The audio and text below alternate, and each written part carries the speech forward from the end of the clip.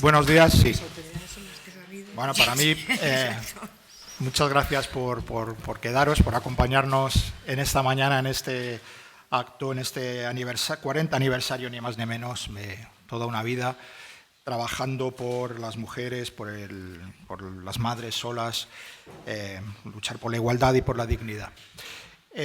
Para mí personalmente es un honor estar aquí, tanto a título institucional en representación del Ministerio, de la Dirección General de Diversidad Familiar y Servicios Sociales, del Ministerio, bueno, a lo largo de los años va cambiando de nombre, ahora somos Derechos Sociales, que creo que es un nombre bonito.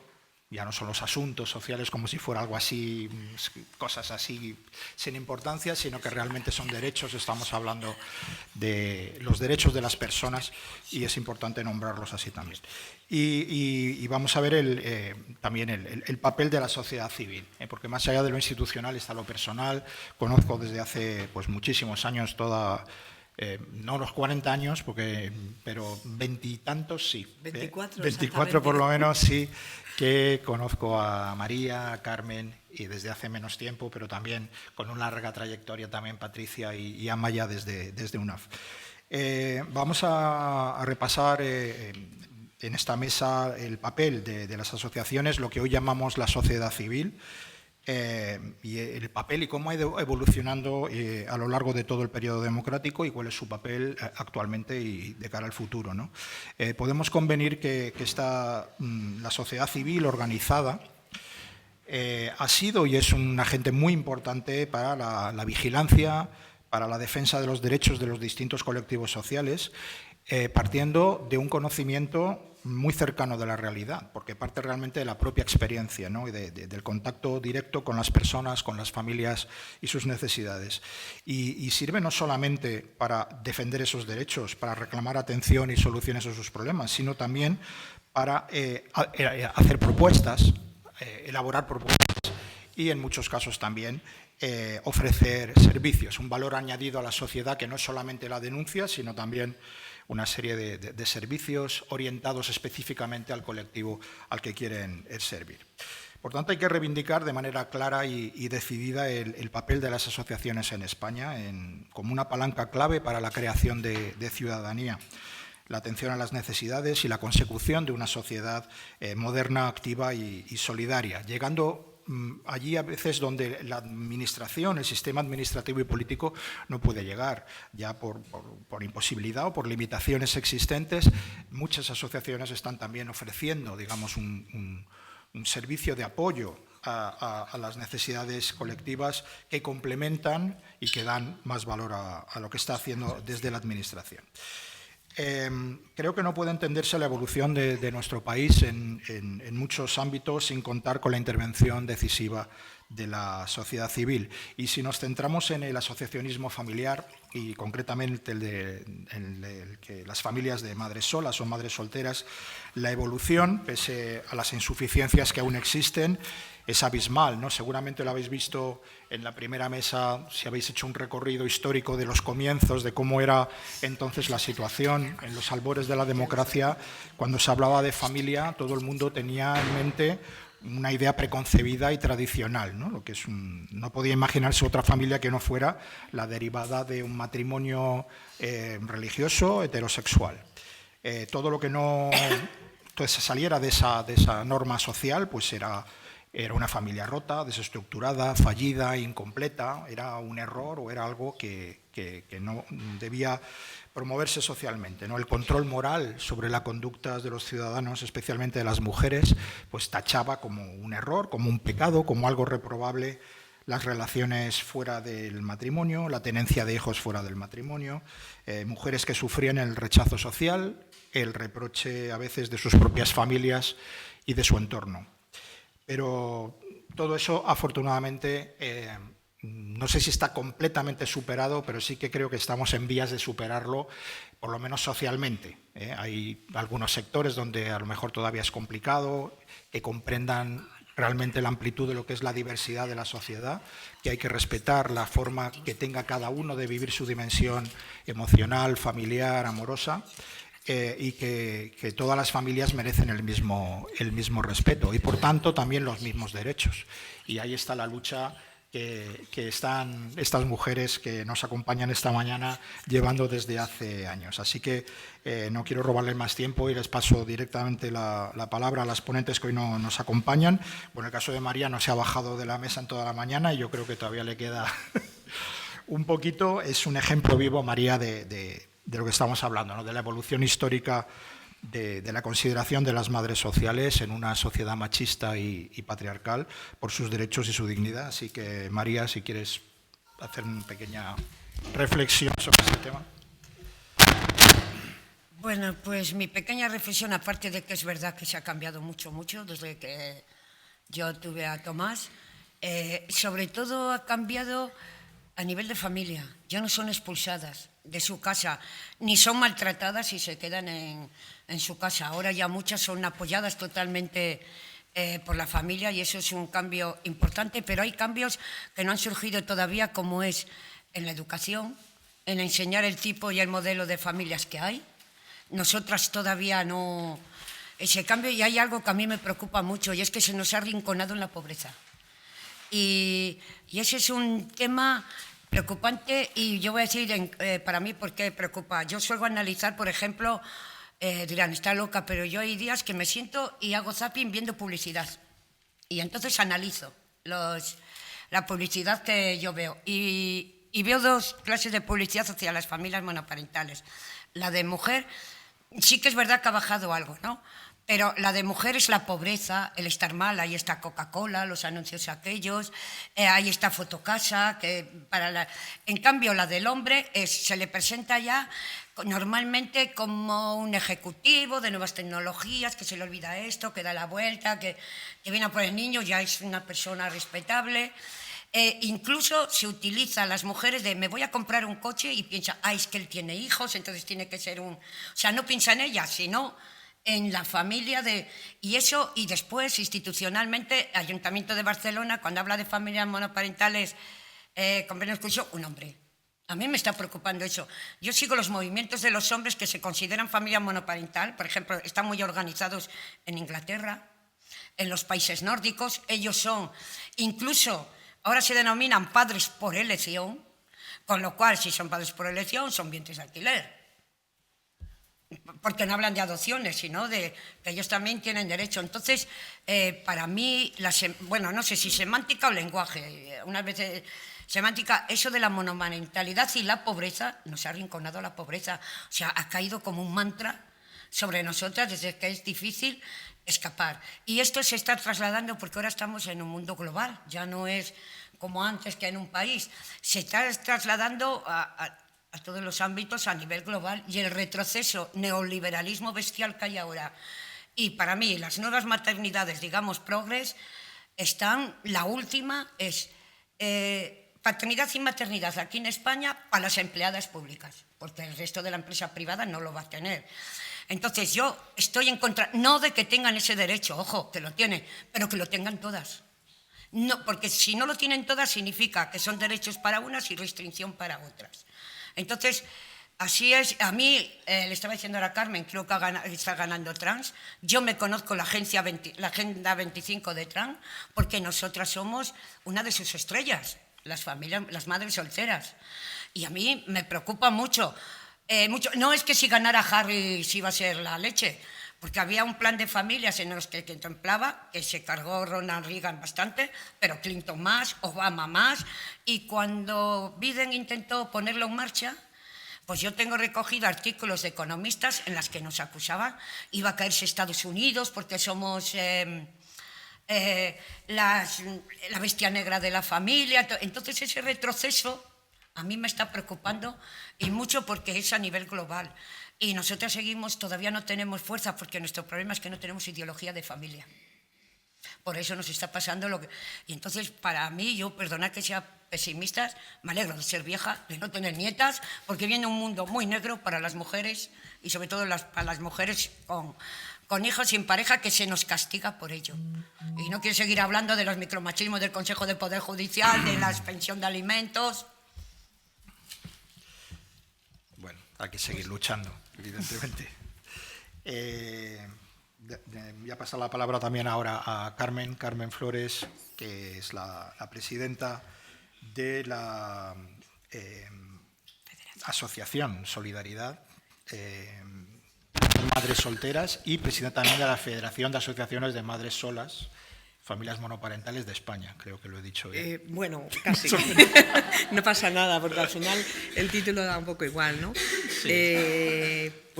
Sí, la verdad es que en la asociación, que también este año, hace 40 años, yo no estaba entonces cuando se creó, no fui madre más tarde, pero es verdad que para mí María ha sido una gran referente, porque la conocí cuando mi hija era una bebé.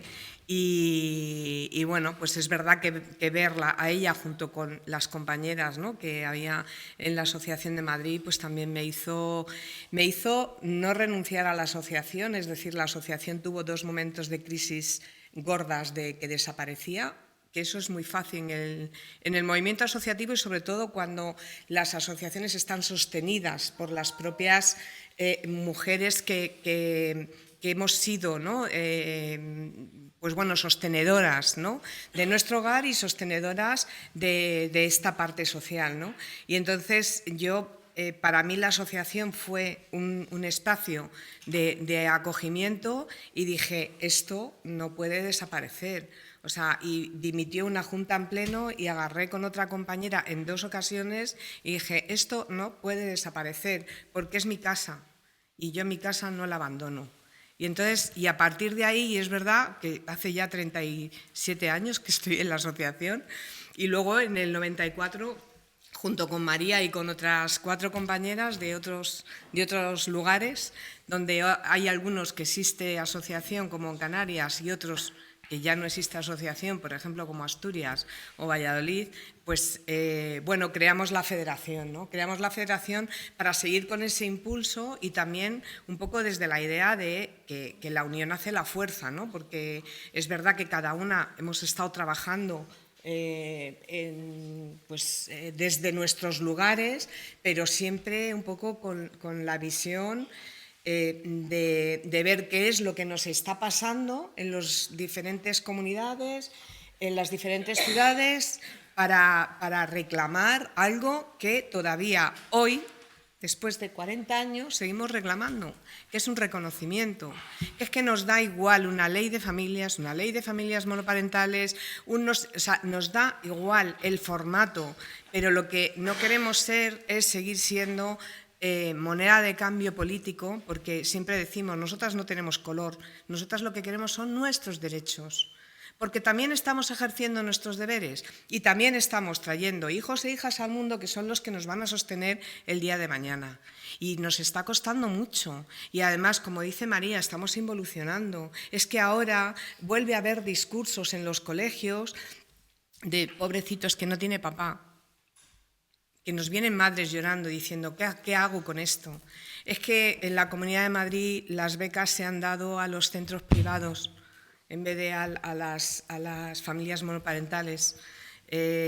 Luego se dio a todo el mundo, pero es mentira. O sea, al final estamos como en un momento en el que parece que llegamos, parece que estamos en la agenda política, pero volvemos a recibir humo por parte de los partidos políticos. No os preocupéis, tenéis razón, todo el mundo nos entiende, todo el mundo genera empatía cuando explicamos nuestros motivos, cuando explicamos las discriminaciones, que no nosotras, que son nuestros hijos e hijas las que los están viviendo, porque tienen menos derechos, porque pagamos más en Hacienda, con lo cual nos desgravamos menos, pagamos más impuestos, no tenemos los mismos tiempos de permiso para cuidar a nuestros hijos cuando se ponen enfermos, porque no tenemos ninguna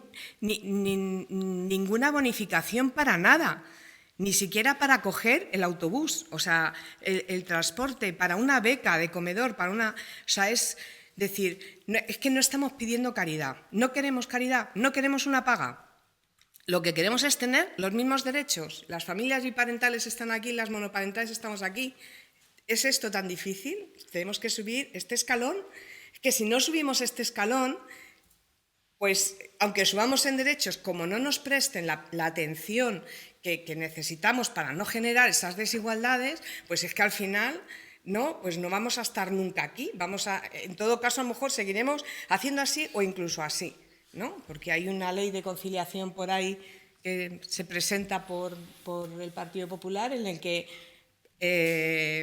exponencialmente sube las semanas, por ejemplo, de permiso maternal y paternal a partes iguales a madres y padres, y a las madres solteras, a las familias monomarentales, solamente 26 semanas. O sea, y a los otros 40. O sea, no me cabe en la cabeza esa desigualdad, ¿no? No me cabe en la cabeza llevar tantos años diciendo lo mismo, tantos años escuchando a María, a Patricia, a todas las compañeras que estamos en entidades, escuchando lo mismo. Estamos sosteniendo nuestros hogares solas a base de nuestro esfuerzo, incluso mujeres poniendo de sus propios recursos para poder cambiar la sociedad, yendo a los tribunales, gastándose su dinero para un reconocimiento, y las autoridades siguen sin reconocernos porque estamos en medio de una guerra política. Hablábamos con Félix antes en el desayuno, qué mala suerte habéis tenido, efectivamente. Pero eso, ¿desde dónde? ¿Que hay un componente ideológico? De que parece que si las madres solteras, las familias monoparentales pedimos, parece como que estamos pidiendo mucho, mientras que otros ya vienen con los derechos ganados, ¿no? Entonces, ¿eso qué es ideológico? Claro que estamos desafiando al patriarcado, efectivamente. Es que además, como dice María, no queremos depender de un hombre para que nuestra familia tenga una estabilidad, porque podemos sostenerla solas, y lo estamos demostrando. Y aquí ha habido un claro ejemplo, ¿no? En el vídeo, bueno, yo es que no he parado de llorar, lo siento. Pero es verdad, porque al final es tu propia historia.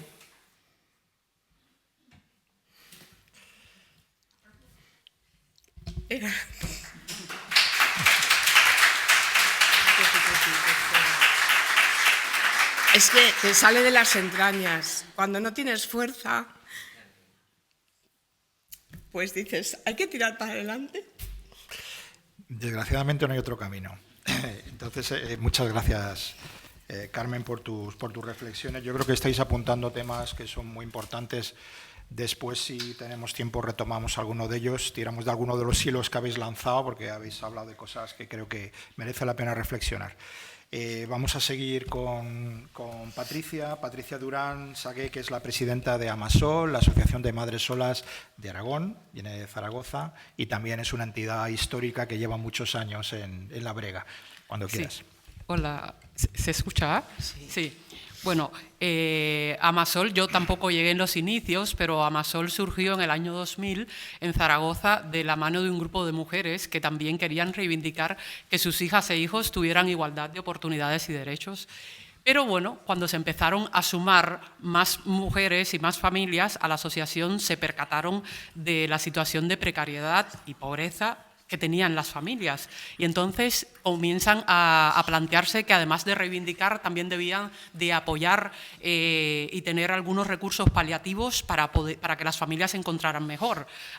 Por tanto, Amasol siempre ha tenido esta dualidad, ¿no? Igual que la mayoría de las entidades que trabajamos con familias monoparentales, porque si no existen apoyos administrativos ni desde el punto de vista político ni de voluntad política, por tanto tenemos que la sociedad civil responder a esas necesidades. Y entonces, bueno, un poco nuestro camino ha sido desde esta parte de reivindicación y además de eso el dar servicio para que las familias puedan encontrarse en mejor situación y empoderar a las familias, no asistencialismo, sino que las familias puedan ser autónomas y seguir su propio camino, su propio curso. Pero es cierto que es muy difícil porque no nos lo ponen fácil, aunque hagamos todo un proceso de inserción sociolaboral, de que siguen siendo trabajadoras pobres, siguen siendo familias pobres, siguen siendo menores que sufren discriminaciones. Por tanto, nos queda muchísimo por andar.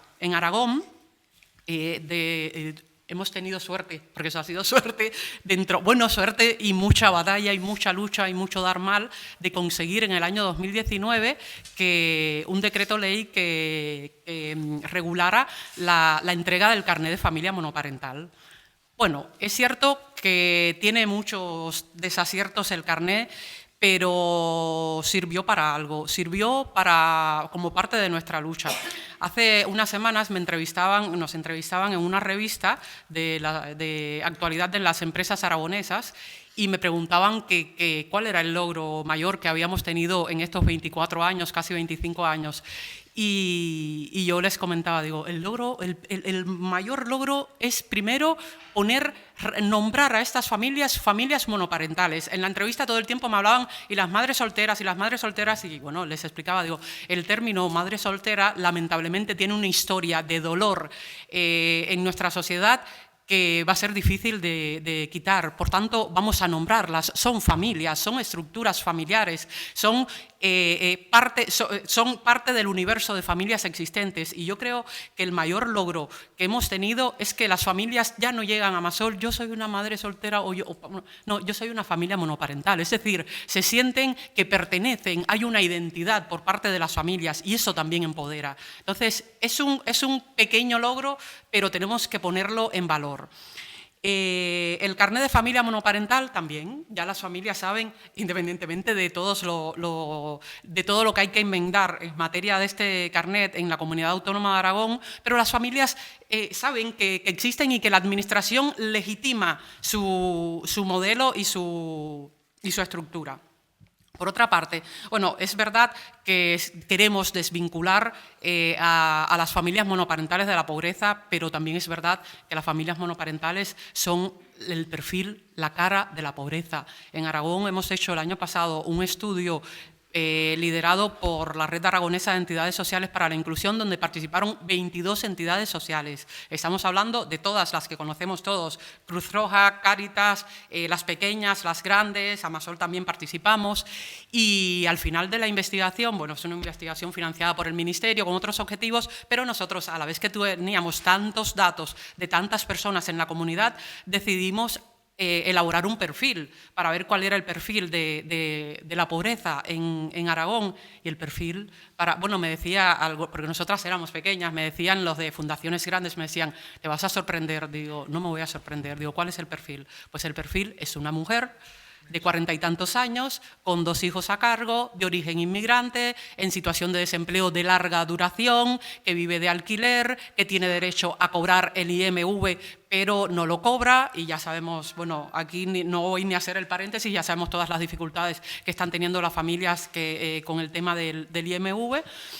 Por tanto, lamentablemente seguimos siendo el rostro de la pobreza. Otra cosa es que nos podamos también, parte de desvincularnos de este lugar donde nos han puesto, es empezar también a que aparezcan las familias desde otro lugar, vistas desde otro lugar, empoderadas desde otro lugar, como bien dice María, el que también somos profesionales o también somos mujeres trabajadoras que tenemos unos logros y unas conquistas, y lo que me encantó cuando dijisteis que todos vuestros hijos habían estudiado. Madre, es que cuando me pasa con alguna mujer, las mujeres nos mandan las fotos, mira, que se ha graduado el chico, es que, vamos, me erizo porque al final eso es un logro que indica el salto que ha habido e indica que ha habido cambios. Pero no nos podemos quedar ahí, porque falta todo. Nos falta que la Administración, como bien decía Carmen, que la Administración nos escuche, que se tomen medidas y que se tenga en cuenta nuestro modelo familiar como cualquier modelo. Y para ello también hay una buena parte de las entidades que trabajamos con mujeres. Necesitamos tener una definición de familia monoparental inclusiva, porque se están haciendo cosas en materia de monoparentalidad, pero ¿qué pasa? Que a veces solo se reconoce a familias monoparentales aquellas que tengan los apellidos de la madre, y sabemos que hay muchísimas familias monoparentales que han accedido a la monoparentalidad de forma sobrevenida, es decir, que hay 2 progenitores, aunque hay un progenitor que no se hace cargo, y hay una persona, la mujer en este caso, en la mayoría de los casos, que tiene la guardia y custodia exclusiva del menor, e incluso en algunos casos pequeñas pensiones de alimentos. Esas están engrosando las filas de la pobreza y de las dificultades y la vulnerabilidad. Por tanto, tenemos que abogar todas las entidades porque consigamos que esas no se queden fuera, porque si no estaremos legislando solo para un grupo reducido de familias monoparentales que también tienen derechos, pero hay que ser inclusivas porque seguiremos, si no, en la misma situación, a pesar de que ya administrativamente o políticamente se haya solventado el que nos tengan en cuenta a las familias monoparentales. Bueno, y por último, quería, por no extenderme, que siempre vamos con prisa con estas intervenciones, quería señalar el hecho de que, como bien decían mis compañeras, estamos viviendo unos tiempos difíciles, de retrocesos, unos tiempos donde las personas que hemos estado al frente, que estamos, María ha estado, bueno, continúa, pero bueno, que estamos, ya nos van pasando los años y necesitamos que esto no muera. Necesitamos que, aunque se incorporen personas que no han estado o en la creación o que no han participado durante años de este trabajo, mantengan esto vivo porque no ha terminado, nos queda mucho por andar y necesitamos que las personas jóvenes se involucren y se apropien un poco de este amor y de esta fuerza que hemos tenido tantas mujeres a lo largo de nuestra lucha. Así que os invitamos, siempre os invitamos a todas a que por favor os suméis, a que nosotras también vayamos preparando a personas para que continúen haciendo lo que hemos hecho nosotras y que esto no muera, porque no se puede dejar morir el esfuerzo y el dolor de tantas mujeres y tantos menores a lo largo de tantos años. Así que, bueno, muchas gracias por invitarme.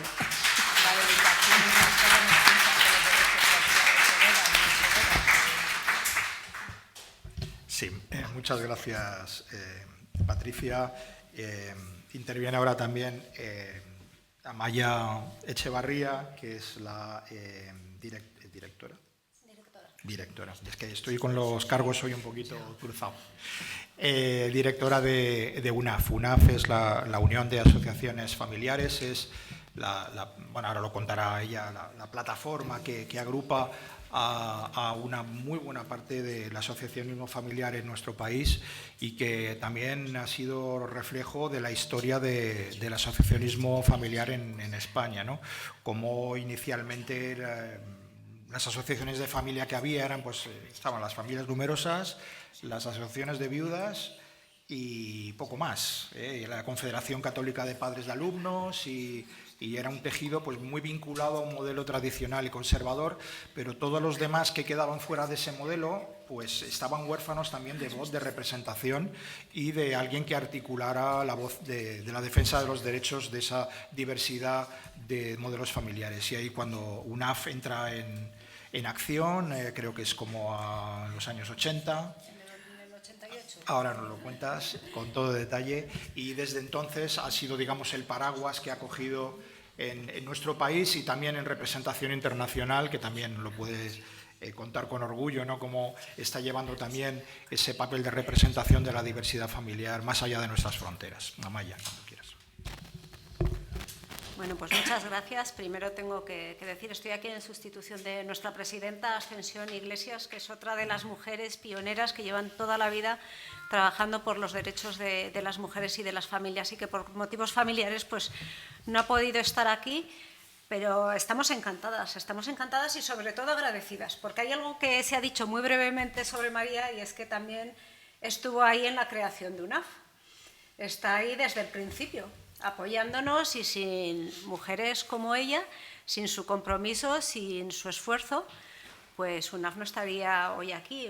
María no dudó en asociarse desde un primer momento con otra mujer pionera también que tengo que mencionar, Ana María Pérez del Campo, otra gran luchadora por los derechos de las mujeres. Y Conchelo, que era de la Asociación de Madrid. Y con una funcionaria muy querida que apoyó la UNAS, Maripaz Tibó. Hay que acordarse de Maripaz, que también podría ir adelante por el apoyo de ella. Sí, así que UNAF se creó gracias al esfuerzo y al compromiso de todas estas mujeres que, como decía Félix, Se creó en 1988. Como ya hemos estado viendo esta mañana, bueno, tiene muchos paralelismos con Isadora porque bueno, sabemos que la sociedad no era como la que tenemos ahora. El movimiento asociativo, la sociedad civil, empezaba a visibilizarse en espacios públicos de los que habían sido vetados.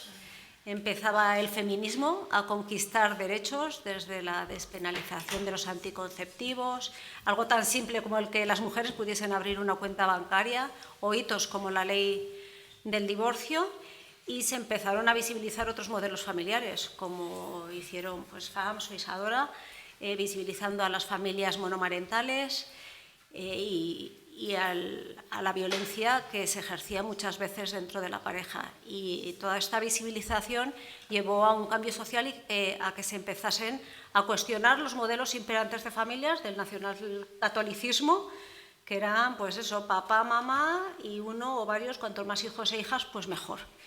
Eso ya no era la sociedad. Y a pesar de que pues eso, empezaba a haber asociaciones de distintos modelos familiares, pues sí que hacía falta un espacio de encuentro, una plataforma desde las que estas asociaciones pudiesen pues, colaborar, pudiesen participar y pudiesen poner en común las reivindicaciones, sobre todo pues, para visibilizar que había pues, distintos modelos familiares y que tenían derecho a elegir libremente sus modelos de vida y que tenían derecho a poder vivirla en igualdad de condiciones al resto de familias. Y ahí es pues, donde se crea una, hace 35 años, y estamos viendo pues, que era muy necesario, pero que sigue siéndolo. Porque, bueno, ya han dicho mis compañeras que vivimos tiempos convulsos. Yo esta mañana me quedo con la reflexión de que damos por hecho muchos derechos. Yo no estuve ahí en los inicios tampoco, pero yo creo que están invisibilizadas muchas mujeres muy fuertes, muy valientes. Hemos conocido a muchas de ellas esta mañana y pensamos que tenemos los derechos consolidados y no es así. Estamos viendo cómo hay retrocesos en muchos países. Por ejemplo, hemos visto la ley del aborto, que está sufriendo retrocesos. Estamos viviendo también una polarización de la sociedad que hace que se vuelvan a cuestionar y a estigmatizar ciertos modelos familiares, que incluso enfrentan unos tipos de familias con otros tipos. Parece que dando derechos a algunas tipologías familiares se los estás quitando a otras. Y no es así. Entonces, nos están dividiendo y por eso yo creo que el movimiento asociativo está más vivo que nunca y es más necesario que nunca. Y por eso desde UNAV pues, tenemos la puerta abierta a todas las asociaciones que quieren seguir luchando pues, los derechos de las familias con este enfoque de diversidad, de igualdad y de derechos humanos.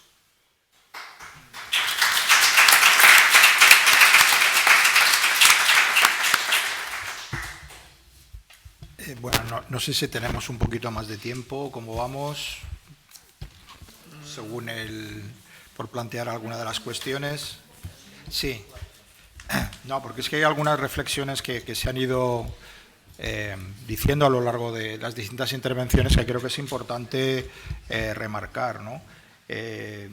Una es, por resumir un poco algunas de las cosas que habéis dicho, la identificación de monoparentalidad y pobreza, ¿no? Es verdad que existe un estigma que ya no es por el tipo de familia de pobrecita madre soltera, que es una descarriada, sino que las familias monoparentales pobrecitas porque son pobres, todas ellas, ¿no? O sea, hay una identificación entre dificultad socioeconómica, vulnerabilidad, asociada a la monoparentalidad, ¿no? Que de alguna manera también las estigmatiza como modelo y que, por tanto, que lo que necesitan es asistencia y beneficencia, ¿no?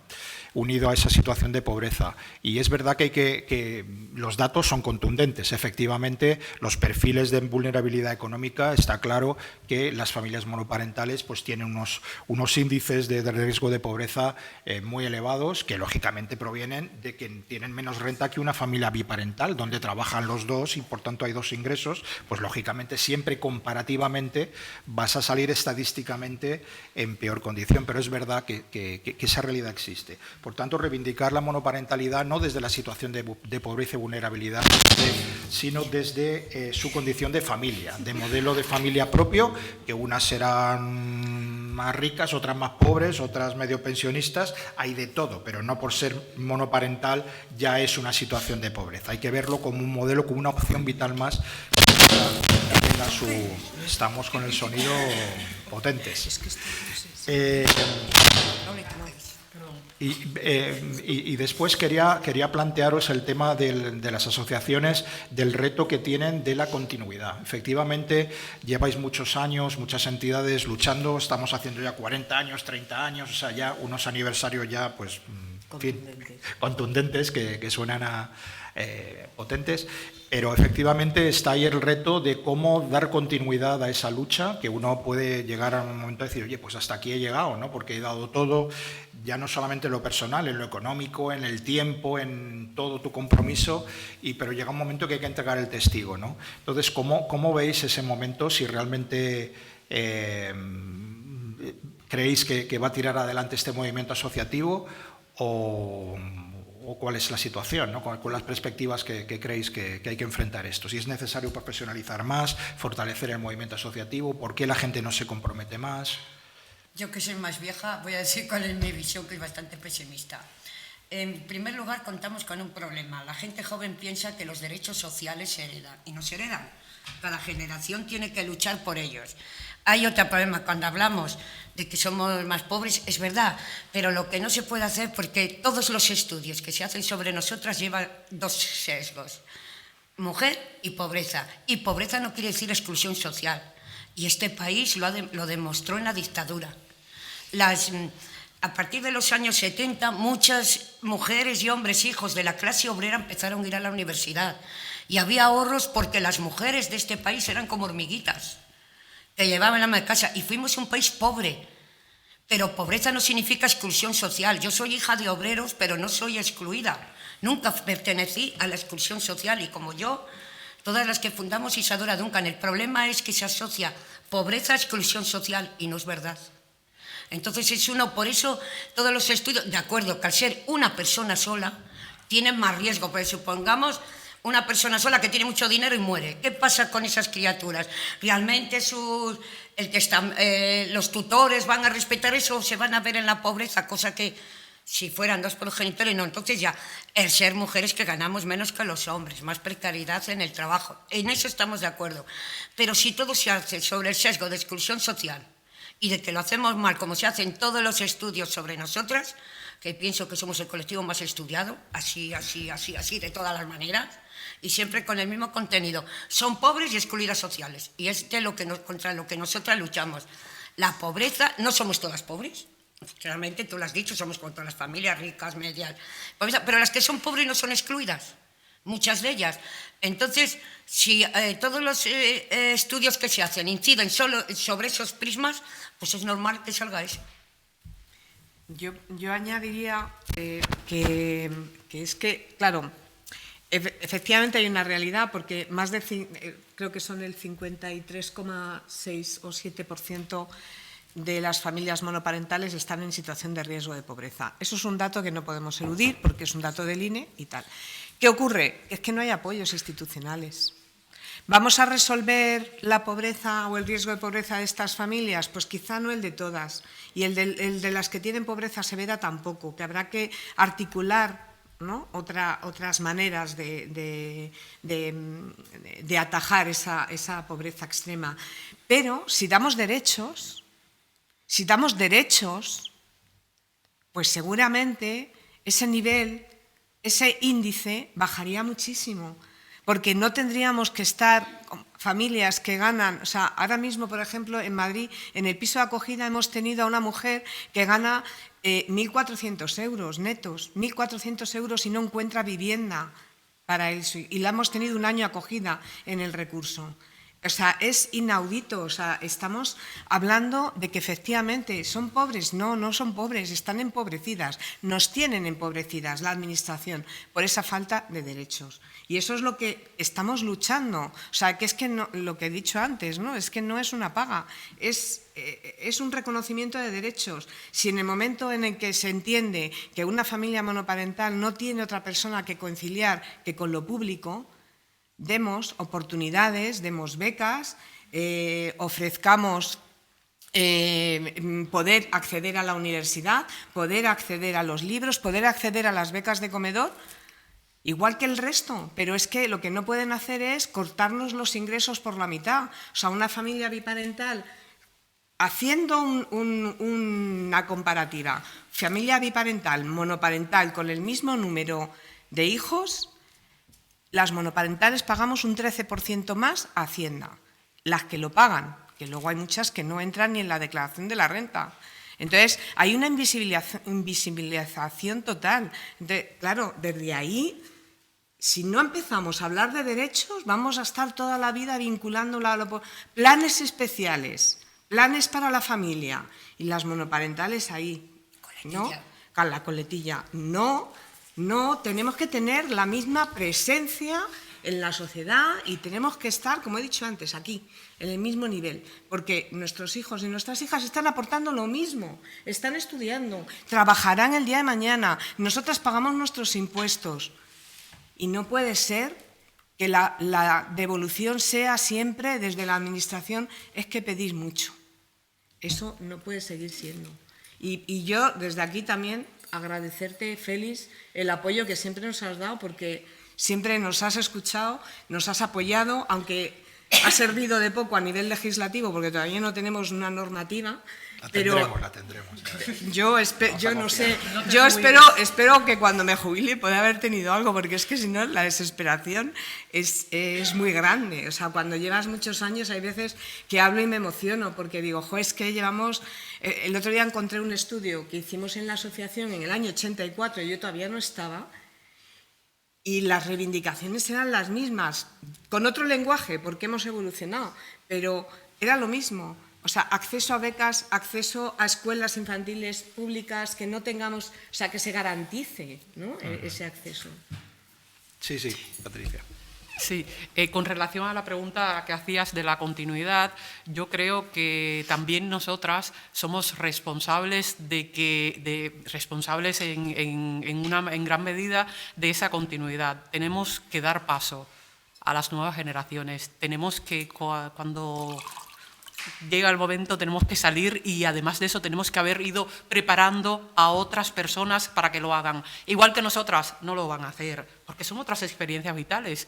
No lo van a hacer porque se han profesionalizado a lo mejor las propias asociaciones o las fundaciones y al final son personas profesionales que entraron haciendo determinados servicios o lo que sea y al final podemos prepararlas para que continúen dirigiendo, porque al final dirigir es lo complejo en este sentido. Entonces, una parte que nosotras podemos aportar es preparar a esas personas y otra parte es salirnos y dejar que continúen, porque a veces pasa con el tema generacional que las generaciones que estamos, y sobre todo las que estamos con la parte esta pasional, nos cuesta trabajo salirnos, porque es que llevamos ahí la vida entera en esto, pero creo que es beneficioso para que continúen, para que no mueran, como decía antes.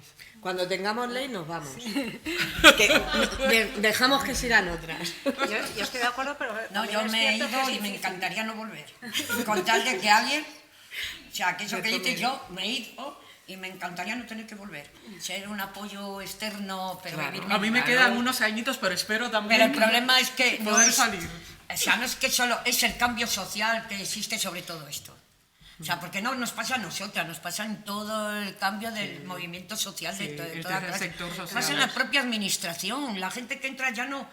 O sea, ha cambiado tanto la sociedad que estas inquietudes es más individual. Es muy individualista. Entonces ya no se lucha por el bien común, entonces es difícil. Bueno, eso, pero han cambiado, pero no pasa nada, la sociedad ha cambiado. Antes vivíamos para trabajar y ahora la gente trabaja para vivir. Es que la gente y ahora no quiere luchar por bueno, nada. bueno, Es que me lo han dado. son otras formas, Hay que Pero ir delegando y hay que ir captando. Yo lo Pero que que sí quieran coger esa delegación. Sí, Claro. Yo un ¿Sabes? tema Si no- que no hemos tocado, que quiero poner, es también la sostenibilidad financiera, Del tercer que también sector, es un sí, problema. También es un problema porque no tenemos continuidad en los proyectos, con lo cual es muy difícil. Muchas veces a fin de año no sabes Si vas qué a proyectos trabajar vas a tener. A veces no sabes ni los que tienes en el año en curso. Exacto. Eso es un Y gran... tienes que adelantar dinero. Tienes que para- adelantar dinero. Luego la carga administrativa para gestionar a veces es tremenda. Necesitamos un montón de gente que tiene que administrar las subvenciones y que son personas que al final no es nuestra misión. No es nuestra misión es vocacional, es de derechos,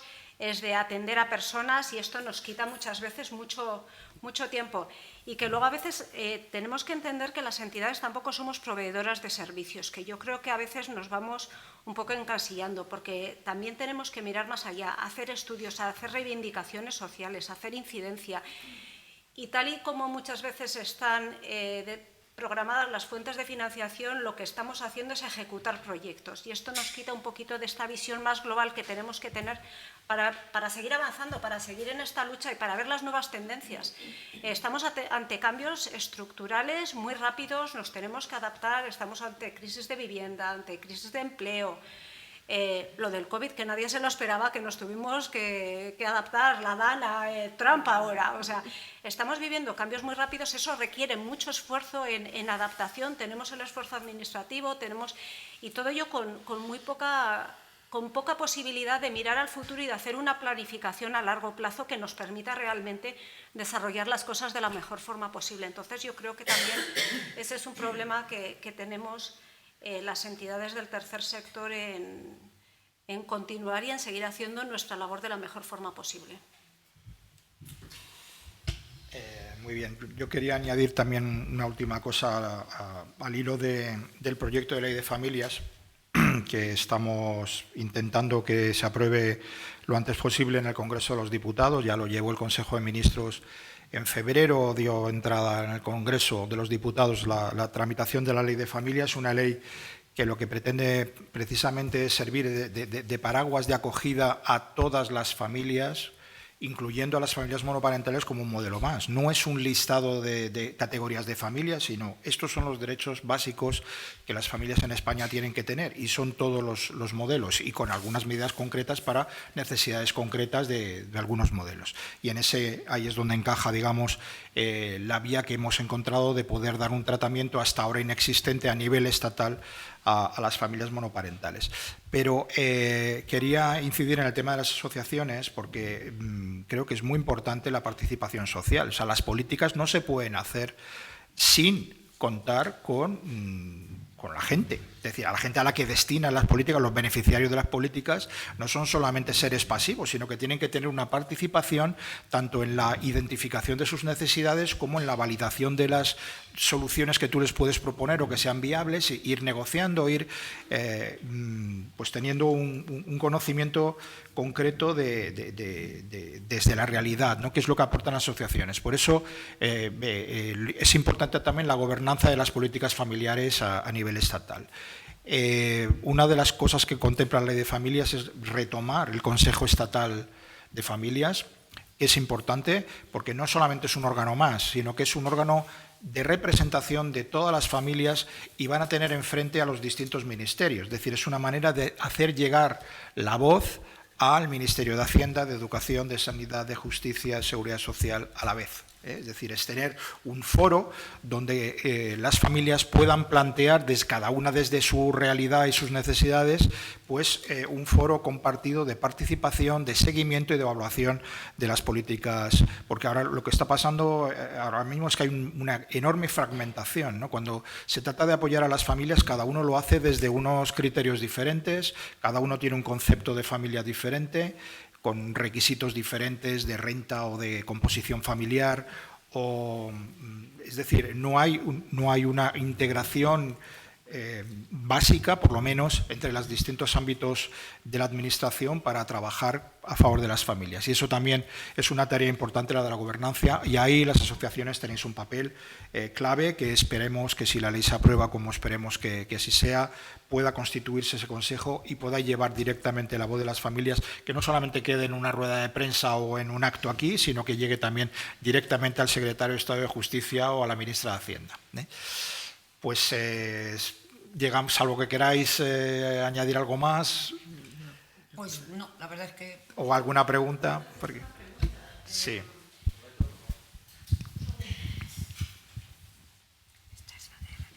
Yo represento a Make Mothers Matter, que es una organización internacional que hace abogacía por los derechos de las madres.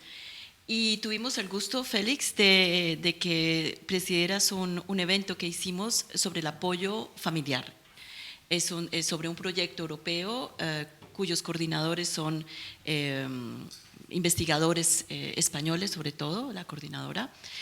Y veo con mucho placer, yo no vivo no soy española y vivo en Bruselas, y veo con mucho placer, no sabía de este avance en esta ley de familias, y veo que has metido todo lo que te hemos dicho, que hay que apoyar a las familias, a través de todas las, armonizando todas las ayudas que las familias pueden recibir desde todos los sectores, porque no tiene sentido que las apoyemos en su vivienda cuando mentalmente o físicamente están mal, o cuando, o sea, que exista un apoyo familiar completo e integral, que se hable en todas las instancias, que las instancias puedan acompañar verdaderamente desde la prevención hasta el momento en que se hay que intervenir, se pueda intervenir específicamente, y que se apoye a todas las familias. O sea, que te agradezco mucho, que ya lo voy a decir, que España va muy bien en esto. Esto es importante citarlo. España no es un mal alumno de la Unión Europea. Nosotros hacemos comparativas de la Unión Europea y vemos que hay países que no están así.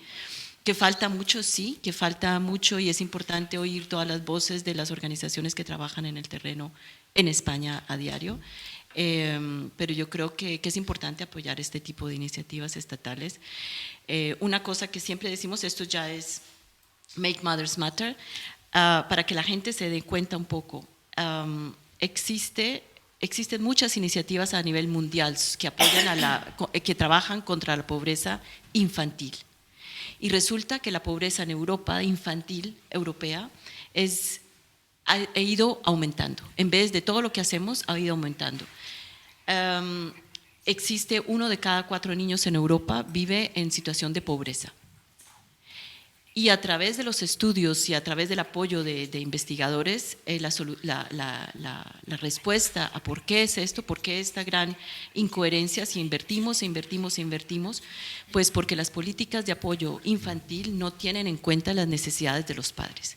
Si solo utilizamos las necesidades de los niños como niños y no tenemos en cuenta las necesidades de los padres, no estamos avanzando, y por eso la pobreza no estamos logrando terminar con la pobreza.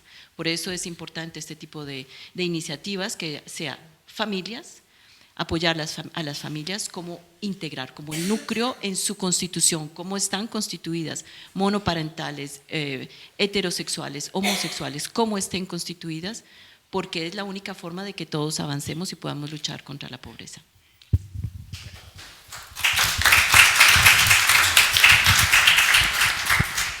Bien, no sé si hay alguna cosa más, si no, damos paso ya a la siguiente mesa redonda para no retrasar demasiado. Muchas gracias.